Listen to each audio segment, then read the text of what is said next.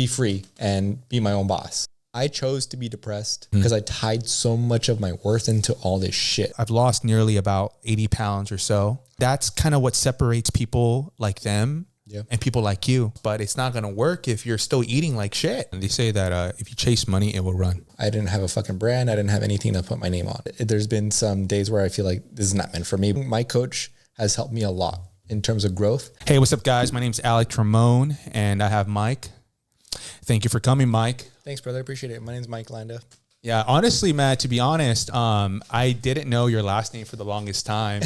Really? Yeah, so till this day, I actually have you under Mike Swole. Yeah, everyone calls me Swole. That was my past name on Instagram, and everyone just kind of knew me as Swole. Yeah, no, I actually want to share how we met. I don't know if you remember, but I'd like to share that story. Yeah. So basically, there's this canyon, right? It's called Angeles Crest. And for those that are watching, we're based here out of California in LA County / Orange County. And at that time, I had a Subaru STI, the hatchback version, rest in peace, is still, broken, unfortunately. But that day, I had a friend named Danny Castro that had an S2000 that had invited me to a car meet. I was new to California at that time. And they said, hey, man, let's come out to Angeles Crest. And I said, why not, right? And then, for those that have never driven through the canyon, and Mike, this. It's sketchy. It's sketchy. Once you get in there, there's literally no signal. There's, once you're in there, you're in there, right? Yep. Like you're going to get stuck and you have to figure out that, a second plan in case your car breaks down. What I didn't know this, right? I had no spare tire in my car. I'm riding in there and I'm having these like thick ass tires on the STI now. And we're coming back down and we're about to leave. It's getting, towards evening, about maybe 5 or 6 around that time. And I'm it's my mistake. I'm running behind this car, this Miata. Oh my God, Miatas. But I'm right behind this Miata, man. And he's like zooming in or whatever. And I'm trying to like keep close to him. And apparently I was too close and this rock just out of nowhere comes out, right? Yep. And I'm trying to avoid it, but instead of like trying to swerve, I just went straight on and man, it just blew my tire. So when it blew my tire, I was SOL, right? Everyone had just left. Everyone was gone. I was all the way in the back. And I pull over, I'm freaking out, man. I'm trying to figure out, man, how am I going to do this? Like, how am I going to get out? And I have no signal. I have no spare tire. In addition to all of that, I have custom tires. It's not a tire that you can just buy in your local tire shop.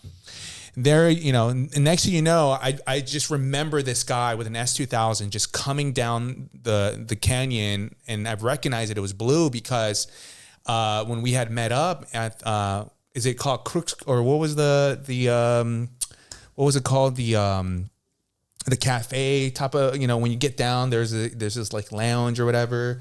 Starts with an N. Newcombs or Newcombs. Yeah. Yeah, there you go. Right. So Newcombs. I remember meeting you there. That was the first time that I had met you, right? Yep. And you have the blue S2000, or am I making that up? Yeah, no. Okay. Yeah, blue S2000, and I remember seeing it. You had Recaro seats, or am I? Okay, yep. Perfect. So I do remember. You had Recaro seats, and I remember just thinking, man, this car is so badass. So it was one of those cars that I couldn't forget, it's like I snapped a photo of it. And so I'm like on the side of the road, right? And you see this car just coming down the road with another S2K and it's that color. And I'm like waving down like, bro, like please. And you pull over. Yeah. You're out of everybody, man. You were like one of the only people that like stopped. And you were like, dude, are you okay? And I had told you the story. I was like, hey man, like my car, got fucked up. I'm trying to find a friend that could help me. Also known as Danny. Yeah. And I have no way to communicate with this guy. And you're like, like I could tell you didn't really want to do it, but you also like felt bad. So you were like, okay, get in the car, man. Yeah. And we weren't close at that time, but I really appreciate it. I haven't brought up that story in a very long time, but that's kind of the rundown of how we met, right? Yeah, and whatever happened to that car? Seriously, like it was such an awesome car. I know you, at that time, it wasn't turboed, was it? No, it was completely stock. I had everything done to it exteriorly, but everything that I had done to it was just the way that I bought it. So, and I sold it. I boosted it and everything. Yeah. Long story short. Stock internals and everything. Yeah, stock internals. It was a fun car. Love that car. Yeah. Why'd you get rid of it?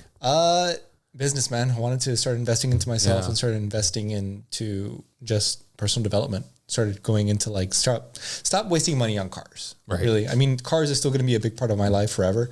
I still enjoy cars. I still want cars down the road, but it's not a priority right now for me. Mm-hmm. And it's been something that took me a long time to contemplate to sell it. So, was that like the first car that like got you into cars? No. I've had Hondas, Preludes, little Civic, and then the S2000. Where'd you find that bad boy? The S2000? Yeah. Craigslist. Actually. Really? Yeah, that's when Craigslist was the shit. Yeah, Craigslist, good old. Now it's all scammers and shit. Everyone's trying. But I sold it in November, so ever since then, I kind of just been putting money into investments and everything, and kind of figuring myself out and doing that. But do you miss the car scene or what? Yes and no. I mean, the car scene was fun to hang around, and I met a lot of great people. I met you through there. I had met a lot of friends, but at the same time, I wasn't growing. You know what I mean? I was putting time in just to impress other people, get external validation. And that was fun for a moment of my life, or for a season of my life. And I needed to grow. I wasn't getting anywhere. I was just hanging around the same people and you're growing up, man. Yeah. And fucking yelling at my car when I was working on it, throwing money at it, trying to fix it. Isn't it crazy how our mind like just changes as you mature and the things you want? Cause like when I look at those cars, like, don't get me wrong. Like I absolutely love them. Like I'm a big motorhead. For those that already know who I am, I started, one of my first brands, one of my biggest brands towards automotive, also known as 91 and Up. And I started that brand solely behind cars because I absolutely love them. Yeah. But I look at them now, and ever since I got into business, man, I just see them as they're an expense. They're not an investment. Like they don't make you any money. They're no asset. I mean, they can be an asset because they hold some value. They're not completely money thrown away, because I got money back, obviously. Like I put investment into it and I didn't get everything back, but it was fun. It held value. I drove it. I had fun, and then I sold it. So it still can be an asset if you treat it in a different manner. But, yeah. And at this age, man, like I don't know about you, but and I don't know how far I should go with this, but when I meet chicks, man, like when I meet girls, like I'd rather say that I drive like, I don't know, man, something like that's not like an S2000. I don't know. I feel like I'm back at being a kid, as much as I love those cars and I see them as collectibles. It's not something that I initially would invest into drive and impress and whatever, back then, when I was in my early 20s, mid 20s, that's kind of how I felt. But now I find myself just being happy with comfortable cars. And now my eyes are in the prize of like supercars, and some people would say that I'm, materialistic because I'd rather be seen in a Lamborghini or a Ferrari and whatnot. But that's just who I am now. My taste has changed tremendously. And I find the people that drive those cars to be more like-minded people like myself. Right. And not that there's anything wrong with people that have S2000 or Civics or anything like that, because that was the core of, vehicles and stuff. But my priorities have changed now, so super cool, man. That S2000 was definitely a badass car. Thanks, man. Nevertheless, I remember we even shot a video for a 91 Up ad with the S2000. Yeah. And I think now that I think back, not too far ahead, you sold it, right? Yeah, it was like maybe a couple months or whatever. It was a couple months after that. Yeah, actually, I gotta say though, because I've been seeing your stories. Your dad has one too, right? Yeah, it's actually gonna be sold tomorrow. Really? It's on Cars and Bids right now. Dang. It's on an auction. So it's who's buying it? I don't fucking know. Some guy named I don't know his name. They're all some random username guys. Nice. It's just an auction site. So I mean, super cool. It's not where I want it to be, but it's a nice car. 60,000 miles and charged. AP1 or AP2? AP1. Nice, man. No, those cars handle, bro. Seriously, dude. That's super cool. Okay. So you sold the car. now you said you wanted to start a business, right? Right. So where you are now, like what, cause I've known you now for a solid 5 years, I would say, or if not longer. What has changed since I have met you, man? Like what, I know, you got new friends, you got different goals. You started a brand called LFG, right? LFG. So yeah, tell me, I want to know, like what have you been up to, man?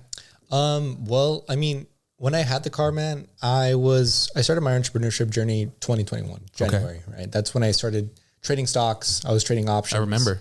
And I was doing that for a while. I was doing that with my 9 to 5, and I was trying to figure that out for a while. Like, I wanted to master that skill. That was something that I saw people making thousands and hundreds of thousands in a single day. And I was like, that's what I want. Yeah. And it was fun for a while. It's also a very psychological game. And that just kind of got me into the mindset of like, this is what I want. I want to be able to, be free and be my own boss. I hated being at the 9 to 5 and trying to make time for trading. And you're an engineer too. Yeah. So it's crazy, dude, because like most people, bro, like they would get into a job like that. They'd make 6 figures or more and hold it and to be happy. Right. So it's insane. And that's kind of what separates people like them and people like you is that, you're not allowing the drug to soothe you and to persuade you and groom you, right? Mm-hmm. And saying, you know what, this is it. I'm making 6 figures. I'm done. I'm gonna go ahead and settle down. Right. And when did you know? It was a feeling, man. It came down to feeling really comfortable and too complacent with my life. I wasn't growing. I was just doing the same goddamn thing every weekend, drinking and just hanging out, watching Netflix with a girlfriend and doing whatever, just kind of wasting my brain away. And I wasn't learning. I wasn't doing anything new with engineering. And then that's when I got into trading, and I started I felt like I was back in college, just learning every day, trying to get as much information as I can and trying to master that skill. You started releasing dopamine in your head. Yeah, a lot of dopamine. There's a lot of dopamine, and there's a lot of psychological shit that goes along with it. But investing is still a big part of what I do right now as an entrepreneur. So that came along, and then it wasn't working for a while, right? I kind of ran out of money, and I was like, you know what? Let me take a step back. Let me figure out something that makes a little more sense with my 9 to 5, and I can kind of balance. So I got into drop shipping. For those who don't know, it's just you're selling products from either Chinese source or somewhere that's outside that's cheaper, and you sell it back in the States for a much higher price. So I got into that. I started doing Facebook Marketplace, eBay, and those were the main 2. Mm-hmm. And I started selling all kinds of shit, man. I was selling nothing niche. That's the problem. That was my problem back then. So I got into that. I was making some money. It wasn't like crazy, but it was very low risk. That was the big. That's what got me in the door, right? Mm-hmm. I didn't need a lot of money to start. Mm-hmm. And I found out it just made me more burnt out because I was putting so many hours up front to fulfill all these orders, to make the pages, to do all this shit. And I was like, you know what? Let me go back to trading. Because I was like, I can make more money in a few minutes or a few hours than putting hours up front. And I got back into trading, and I started doing really well. And I tripled a few accounts, and I was like, well, this is good. Let me keep going. And then I lost it up. So it's a very psychological game. I was doing those 2 things. And the biggest thing that I realized with those 2 things, and also I got into flipping cars, but that's just a separate little thing, which was also something that very laborious. All these things that I chase as an entrepreneur, either I was chasing the monetary, or I was chasing just monetary mainly. Like I was mainly chasing just money. Yeah. You know what they say, man? They say that if you chase money, it will run. Yes, absolutely. I felt like what you love and the money will follow. Exactly. I felt like a horse with a carrot in front of it, just with the string. There was nothing coming out of it. I didn't feel fulfilled. I just felt like, let me do this side hustle. Let me do this side hustle. Let me do this side. It didn't make sense. And I felt burnt out. And I got into a deep depression, man. Like it was rough for a few months. Was it because of the lack of money, or was it because you didn't know where you were going? Like what caused that? Exactly. Last one. I didn't know where I was going. I didn't know if I had to make it as an entrepreneur. And obviously it's only a few months, right? Like I was only 8 months deep and I'm like, fuck, this isn't for me. And hey man, you're preaching to the choir, man. Yeah. I've been on this even when we met. Yeah. I was on that journey of entrepreneurship, man. I've been on the journey for a very long time. Yeah. So yeah. Actually, as a matter of fact, I had a call the other day from one of my girlfriends. Hopefully she doesn't get mad that I pronounce her name, but her name's Mia. And she called me and she was asking me about how do you get through the days where you don't feel like doing anything? How do you push yourself when, things are just falling apart? And my response to her, which I'll respond to you, is that not every day is going to feel like a great day, man. Nope. Not every day is going to feel like, you're going to have your up and downs. Some days you're going to feel like you're on top of the world. Some days you're going to feel like, man, what the hell am I doing? And I know someone like myself that have been on an entrepreneurship journey for nearly 10 years, man. It's been nearly 10 years. And I know that I look young, and some people are like, whoa, dude, like you've been on the journey for 10 years. I'm like, bro, I've been grinding since I was 20 years old, man. I started working at the big red machine, Verizon, right? And I started selling phones, taking that money and starting little businesses on the side and all that stuff. But anyways, 8 months is a little bit of time, which most people don't even last that long. Right. People wake up the next day and they're like, oh, you know what, man, last night, middle of the night, I had this badass idea, but I woke up today and I'm like, damn, back to reality. Yeah. But the truth is, man, it just, like I was telling Mia, those days will come and go and you have to get used to them. And that's what's going to separate you from a lot of other people, because they get discouraged easily. And this is a game that the game doesn't treat emotions at all. No, it doesn't treat emotions in the way that it treats consistency. Right. You need time under your belt. Yep. Right. No matter what you do. Yep. And it's patience, man. And I always tell people that what you're looking at and all the algorithm that Instagram puts in front of you, not saying that it's not possible, but that's all the 1%, right? It looks like overnight success for a lot of people. And they're like, how did you get there? But at the end of the day, a lot of people that really fucking make it, they don't really show the late nights, and they don't show the hard work, and then they accomplish a little bit. Right. Work, you accomplish a little bit. Right. And you still keep working and accomplish a little bit. You get a little bit better every day. And then at one point in your life, you're going to work, and then it's going to fucking all come together, and it's going to look like overnight success. Right. And exactly. That's what I tell myself when those days happen. I read this quote: "Nothing lasts forever, not even the bad times." Yeah, exactly. And so yeah, dude, 8 months. And Mia's young, man. She's a young woman. Start sooner. And I told her, I said, Mia, like, you're already a badass.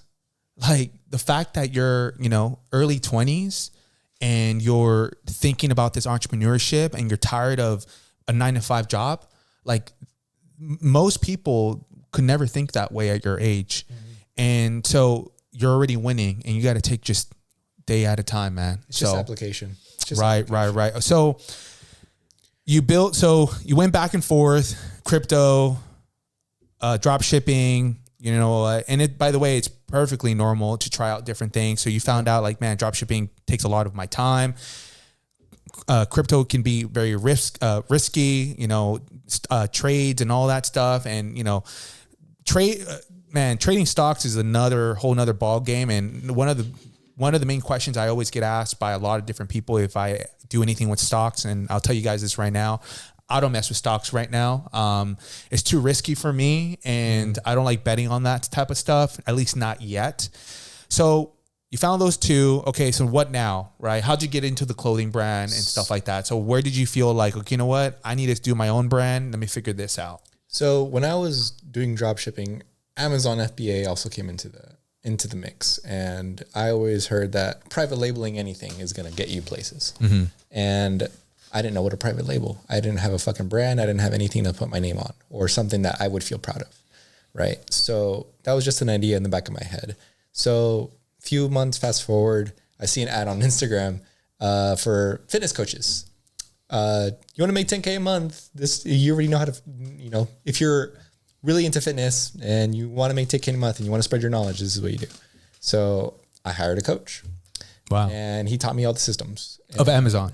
No. This is just a fitness coaching. Oh, fitness coach. My bad. I was just giving you like a quick little thought that I had that's going to come together at the end.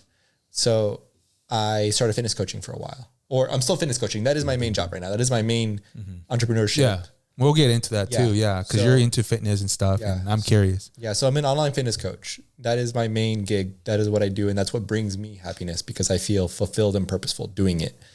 And I feel purposeful, like helping people to get to where they want to go. And that has been working for me for a long time, at least for the full year, since last August. Actually, it's basically been a full year. And I'm really happy for it. Like it's been a grind, and there's been some days where I feel like this is not meant for me, but I'm continuing the path regardless. So fast forward a few months going into the brand, I wanted something to represent my philosophy around clothing. And that's where I thought dropshipping my clothing brand would be a vital idea. But at the same time, I don't always want to drop ship the clothing. I want to be able to have storage. I want to be able to have designers. I want to be able to have people on hand to like make clothing for me.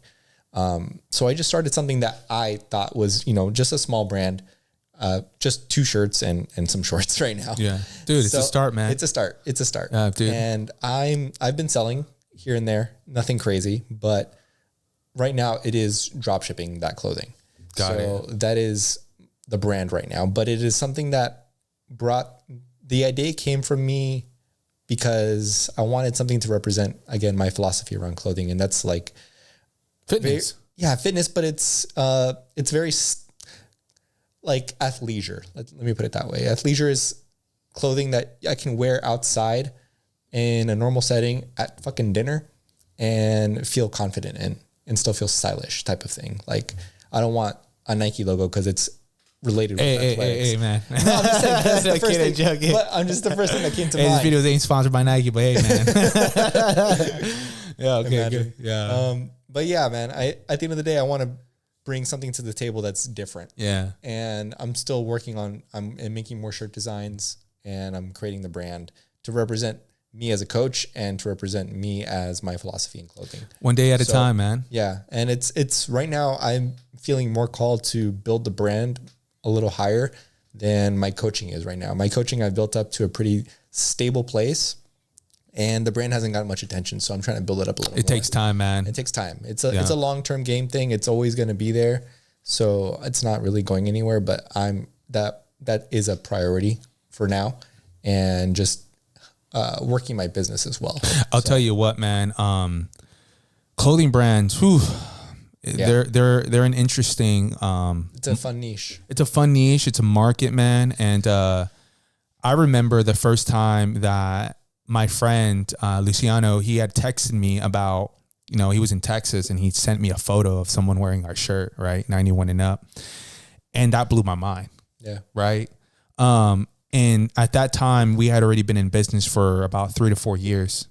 So it just takes time, man. Yeah. It truly just, a lot of patience that come with it. And the cool thing about you is that you're really good at self-branding yourself. Thanks, I watch your TikToks and videos and I watch your Instagram reels, and you do a phenomenal job, man. Thanks, man. And, the message that you put out there about nutrition and working out and all that, I tremendously respect.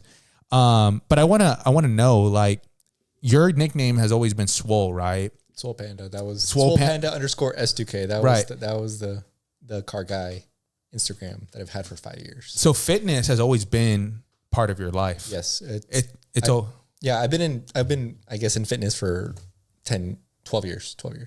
Yeah. And what's the biggest advice that you would give someone that is trying to get into fitness, that maybe is overweight, that is looking to get into working out? What have you learned throughout all these years, man? Believe that you can, man. It really comes down to like self-belief, because at the end of the day, people put in a few weeks of work and they're this is not for me. I'm not meant to look a certain way or feel a certain way. And in reality, it comes down to believing that you can feel that way, because there is a path that you can take to feel that way. There are actions that you can take that you can feel that way. There's information that you can take from other people, from other coaches that are reputable. Yeah. Reputable, that will give you the correct information to actually make a change in your life. So what is something that you, like one of the very first messages that you tell your clients that comes from you personally that you would say that maybe stands out from other coaches? That's a good question. I have all my clients go and basically read the list of expectations. And one of the biggest ones is, this is a consistency game. You're not going to have overnight results. The situation that you're in right now is because you've compounded decisions over time. And that's where whether you're obese or whether you're unhealthy or whatever, wherever your state is in right now, that is a result of several compounding decisions you made over time. So one one decision isn't going to change your current state overnight. It requires, again, the reverse. You compounding several positive decisions in the right direction over time. Like one salad isn't going to make you skinny, and one cheat meal isn't going to make you fat. Yep, exactly. So as long as you just stay on the path and not get discouraged when bad shit happens, like, oh, I ate a box of pizza. Okay, let me just fucking destroy the fridge the next few weeks.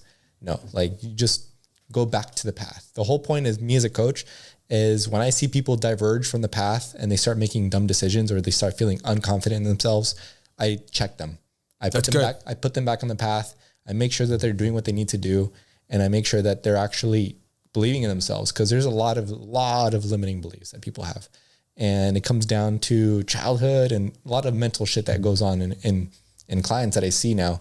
And it's not that I struggled with those, but I had a lot of shit come from my past recently that has prevented me building my business. So I try and relate it to my fitness journey, because they go hand in hand, right? It takes time to build something that you're proud of. So in your personal opinion, what do you think is the biggest myth that people have been told in the fitness industry?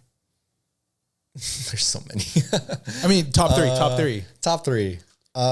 You need to eat tuna and snack on fucking water for the rest of your, to lose weight. I don't know. Like crash diets. Yeah. That's a big one. And you need to do cardio every day. That's the only thing you need to do. Another one. Calories don't matter.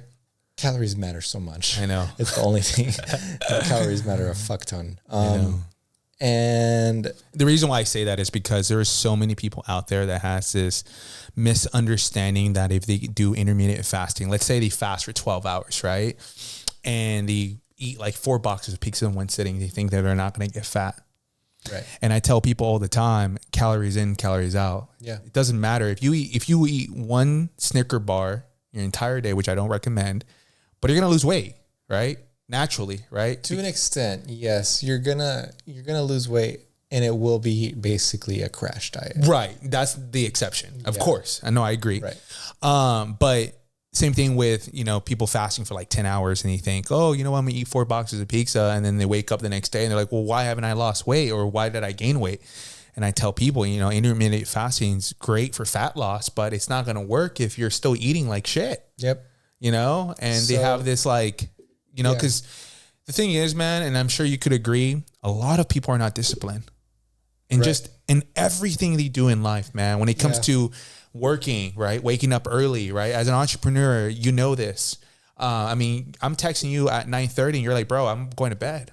Yeah. I got to be up at 5, 6 in the morning, and you're not doing this because you need to go to a job. You're doing this because you're disciplined. You just came in here with, for you guys don't know, man, he brought a Tupperware, of food. I brought my meal. He brought his meals. Like that's some disciplined shit right there, man.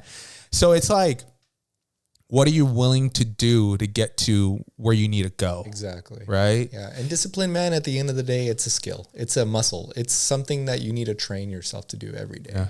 It's like anything else. It's discipline. It's consistency. It's that mental muscle that you need to consciously work on every single day to make sure that you're like creating your own boundaries, right? When can I say no to this? If you say no, if you say yes to something or someone, you're saying no to yourself a lot of the time. And a lot of people do that. They're like, maybe I can go out tonight. And they fucking wake up super late. They don't get their meals in, or they don't drink enough water. They feel like shit the next day. So it's like it's a big domino effect over time. And it really comes down to discipline. It really comes down to finding the root of all your problems, right? If you're having a problem in your life, the reason that you're in that problem is because you've made decisions, or you have information from someone that has created a problem for you, right? You've made decisions based off information and you got the wrong information. So in order for you to fix a problem, you need to get information from someone else that has experience, or you need to just step the fuck back and realize that it comes down to finding the root of your problem, which is usually like, let's say you make a bad choice eating food, and it comes down to the first place that you make the choice to eat food is at the grocery store, right? A lot of people don't understand that. Like, oh, I know what to eat. I know how much to eat. I know when to eat, but what foods are you choosing at the grocery store? Right. Where are you shopping? Or what quality foods are you choosing? I always tell, because that's literally the first choice that everyone makes that creates the make or break, because you're stuck with that food for the next week or two.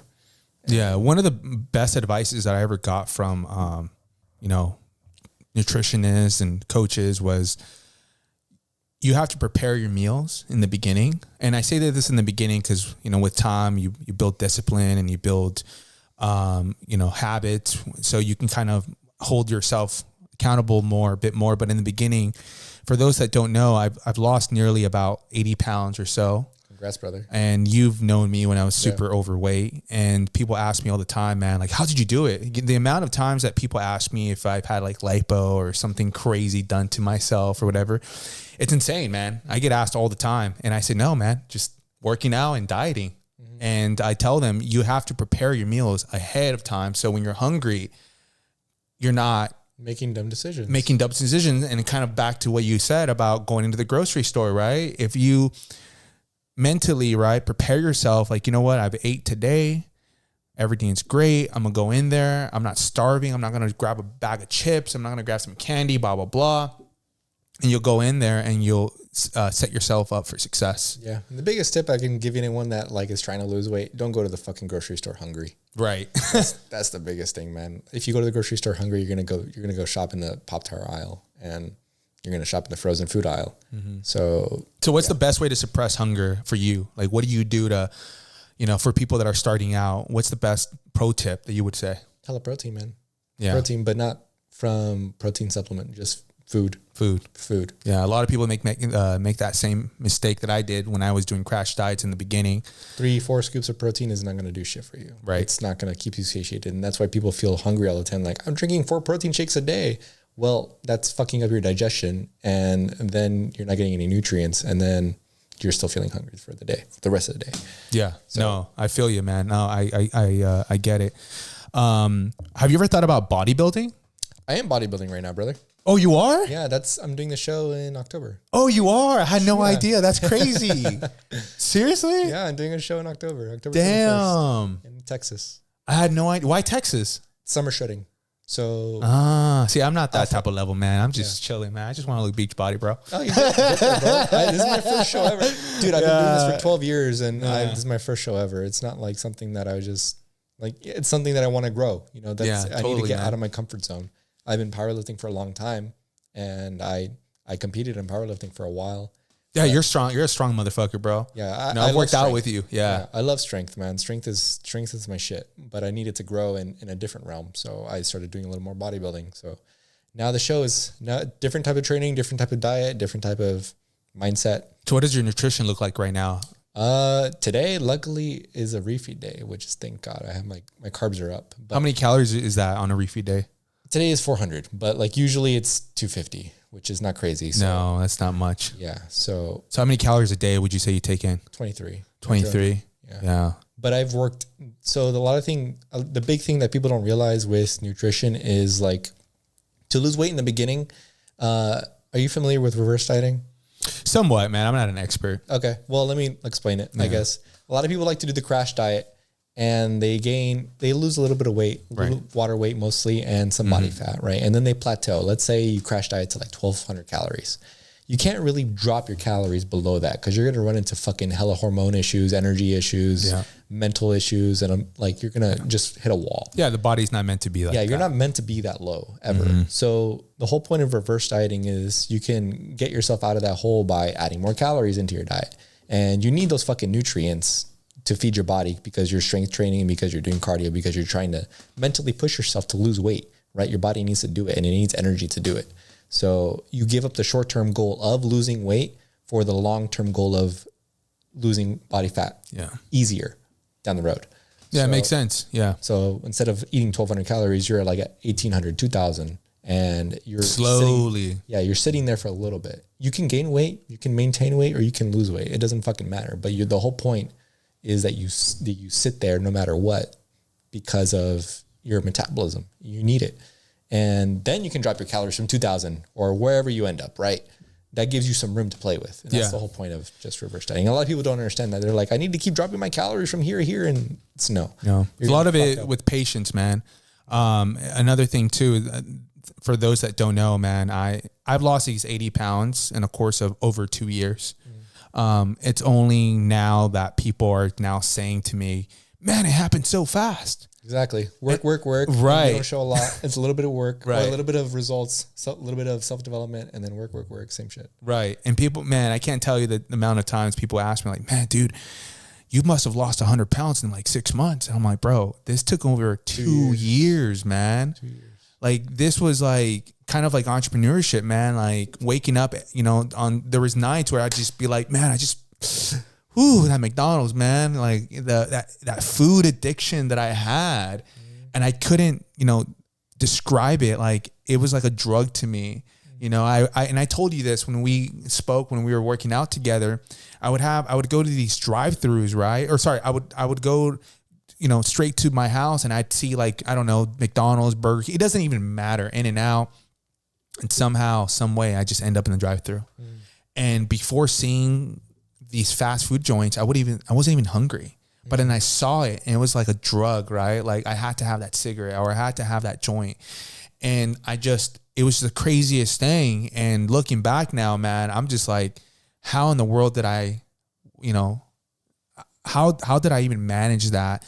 And I can say that I was just entirely such a different person back then. You were operating out of emotion. I was operating under emotions now, and the type of discipline that I have today, oh man, like I can't even, it doesn't even come close to who I was, 2 to 3 years ago when it came to my nutrition, at least. I've always been a hard worker, and I've always done what I had to do to make ends meet. But when it came to my dieting, man, it was the craziest thing, dude. Like, but today I'm a lot happier. I feel good. And I still, I'm still not done, and fighting body dysmorphia to the max. Same. Because I look at myself in the mirror and I'm waking up, dude, and I actually see top of my abs. I mean, it's nothing crazy, right? But that's awesome, dude. Compared to like what I, absolutely, where I started. There's times where I look at myself in the mirror, I'm just like, dude, man, I'm fat as hell. Like, damn, and part of it is kind of like looking through Instagram, right? And seeing all these guys that are fucking just jacked. But what people don't understand, and this is a very controversial topic, and I can't say for certain because nobody knows who's on the gear, but 99% of these guys that are on Instagram that the algorithm pushes, they're all on gear. They're taking something. And these young guys, I'm surprised, brother. It's 17-year-olds, 16-year-olds I've seen. They look like they're in their mid 30s. Yeah. Even early 20s, man. Early 20s. People, they look old. And these guys that are 22, 23, 24, even 25, man, they think that they're old enough to take these gear and stuff. And if you're competing and stuff, I'm all up to it. But if you're just the average Joe, man, you're just going to the gym, you're just a normal guy, there's no reason why you should be on this stuff, because it's going to hurt you longevity. And a lot of these guys that are young, they haven't taken the time to develop and mature their muscles. And they think that they've plateaued, but they're not even in their prime. Yep. They're not even in their prime, man. And it just blows my mind when I see these guys. But you know what? I get it. everybody's trying to compete with each other. Instagram, everybody wants to look. If you don't look like a freak, if you don't look like a Ronnie Coleman or some type of way, people's distractions, they're not going to give you attention. And that's kind of what makes these guys that are young get on the gear, unfortunately, because they want that attention from everybody, or they want that sponsorship, or they want people to come up to them and stuff like that. But I'm telling you guys, man, it's not worth it. Look at that one bodybuilder. Nobody really knows how he passed away. What's his name? Joe, the guy with the striations and stuff that was doing, I forgot his Instagram. I didn't really pay attention too much of him.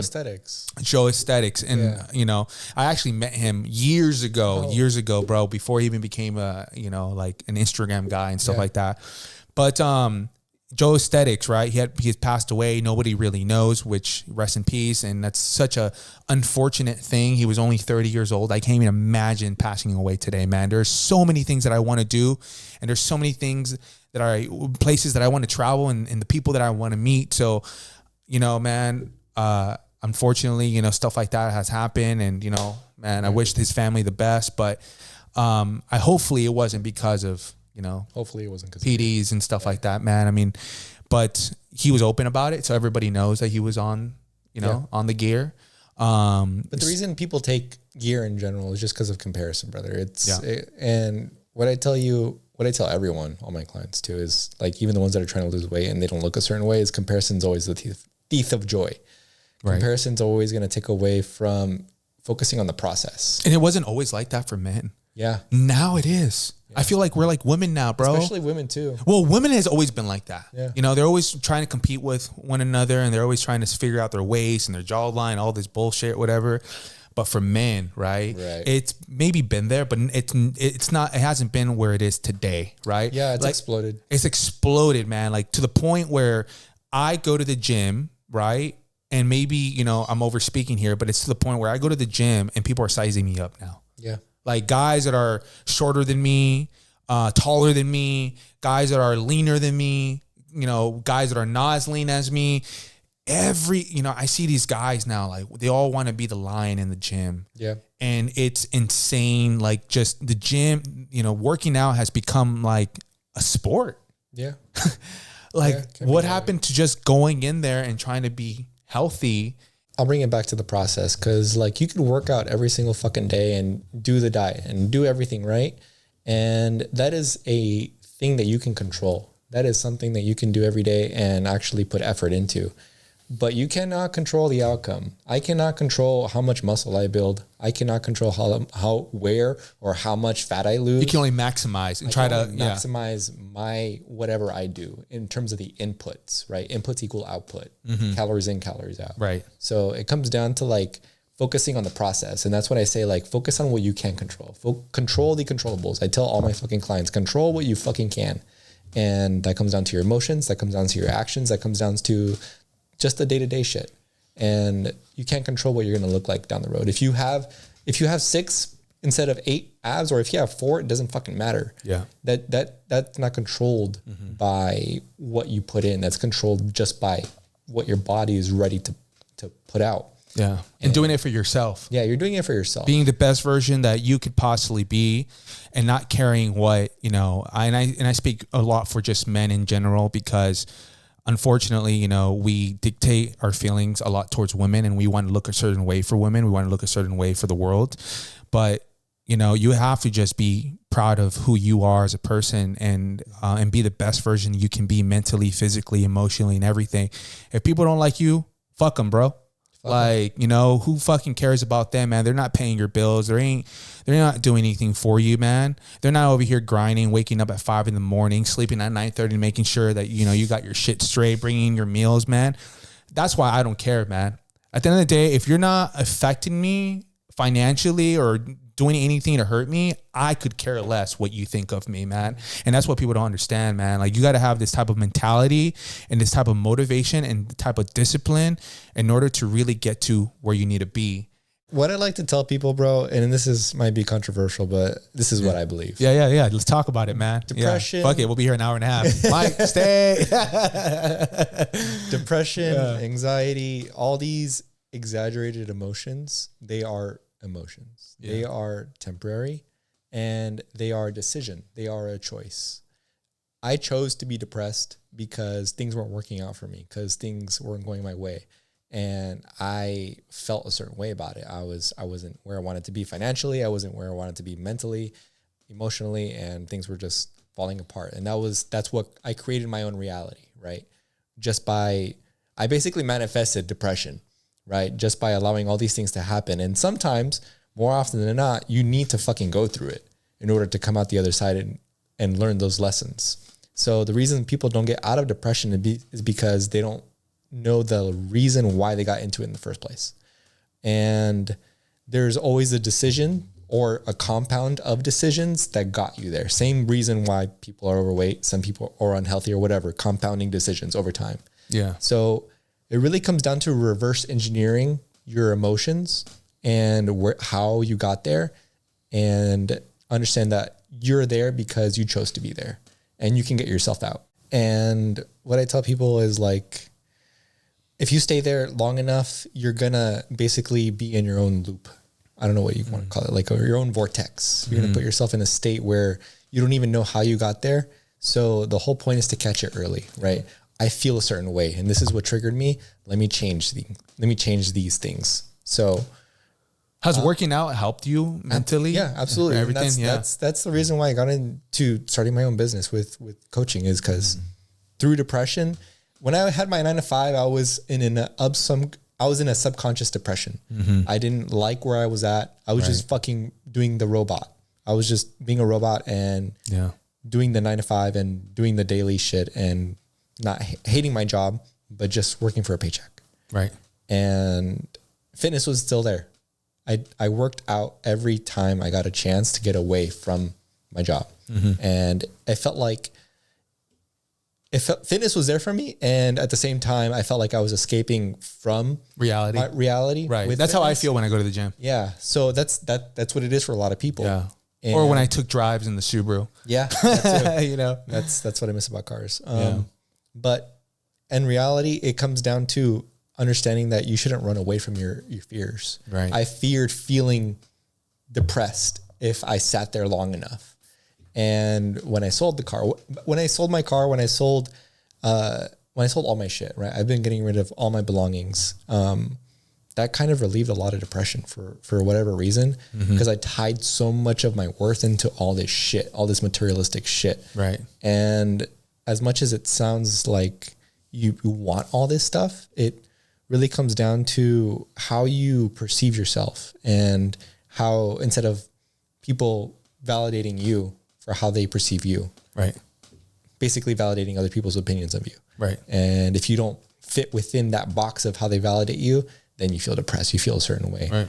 So it comes down to like getting rid of shit and getting rid of people that put you in a box, and focus on yourself for a while. And that's what I've been doing, and that's what got me out. And it's good, man. Yeah. I'm happy that things have gotten better. You started, your business. You had mentioned to me on the phone, you got a new set of friends. I still have all my friends are still friends. Right. But you started a new, like a new chapter in your life, No, that's what I meant to say. They're still in my life. I just focus my energy on different people right now, because they're the ones that are helping me grow where I want to grow. You know where everyone's play is, and you're like me, man. We respect people that don't want this type of lifestyle, and it's like, okay, that's cool, man. You made your choice, but I'm going to be over here and I'm going to do my thing, and everything's going to be good, man. So I'm proud of you, bro. I'm glad that things are working out for you, and as you know, man, everything just takes time, and I can't wait to see where you are at in a couple of years. And I wish you the best with your bodybuilding. I had no idea that you were actually competing and stuff like that. And I saw a picture of you, man. I was like, holy shit, bro. Like, I got to step up my game, Like, Don't compare. I know, brother. It's hard. It's body dysmorphia. Right. It's body dysmorphia. Right, yeah. And that's the thing about like going to shows, man. All these bodybuilders talking about, having body dysmorphia for their whole lives, because right after the show, let's be honest, you'll never be that shredded. Yeah. You'll never be that shredded again. So it's like, if you put on like 5 to 10 more pounds of weight, you're going to be like, shit, I am fat. Because you're so used to like being just shredded every morning, waking up and stuff like that. But truth is, man, when you're natty, it's nearly impossible to stay like that.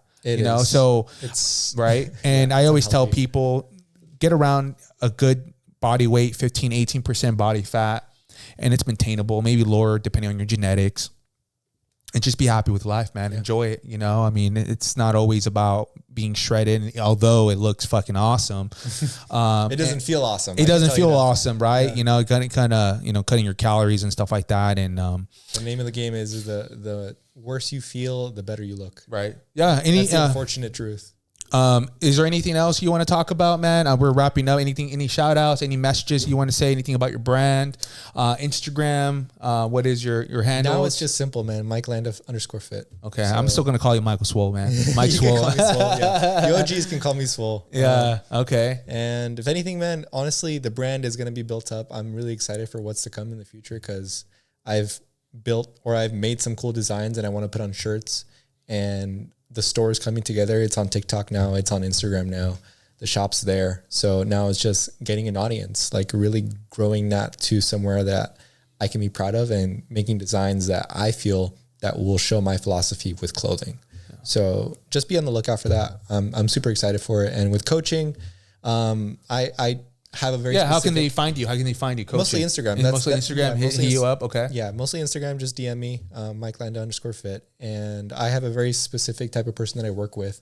So I always look for people that are like willing to put in the work and understand that this is a two-way road. Mm-hmm. You can't just like pay and then say, oh, where are my results? That's not how it fucking works. No, man. I can give you the blueprint. I can give you all the shit. You got to drive. At the end of the day, if you don't put in the work, all this save your money. My whole point is like, I can show you all the mistakes that I made and help you prevent them and show you and not let you take the path that I took. Cause I made a fuck ton of mistakes just learning by myself and YouTube and whatever. And I never had a coach up until this point, literally just for my bodybuilding show. Yeah. So if I could tell you one thing, my coach has helped me a lot in terms of growth, and I challenge him and he challenges me.